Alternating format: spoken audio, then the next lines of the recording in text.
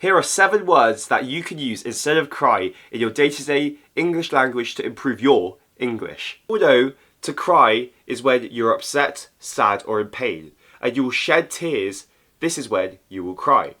So to cry is a very common word in English, yet there are many other different words that you can use in the English language to make your writing and speaking more interesting. Number 1. Wail. W-A-I-L. Wail is to emit loud, long cries. So when a person faces mostly a bad situation, that person may wail. Wailing is quite dramatic and extreme way of expressing sadness.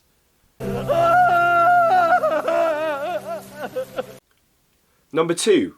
Weep. W-E-E-P, which is to shed tears from sadness. I weep too easily these days. Getting old. Number 3. Sob. S-O-B. Taking big gasps of air and heaving your chest. This is when you are sobbing. Imagine a child on the playground who has fallen down and can't find his or her mother.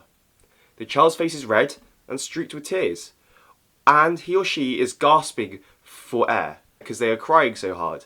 This poor little boy or girl is sobbing. Number 4. Bawl. B-A-W-L. Bawling is a loud, unrestrained cry often associated with infants or young children. It typically involves open mouth crying with an emphasis on volume and intensity. Bawling is often accompanied by a red face and vigorous movements.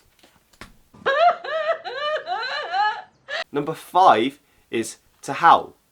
H-O-W-L, which is to make a long, sad crying sound. It's more common to hear in wolves or dogs to howl, especially in the presence of a full moon. However, this could also be used to describe someone crying, especially very intensely.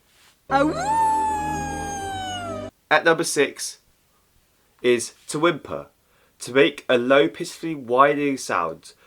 Just whimper.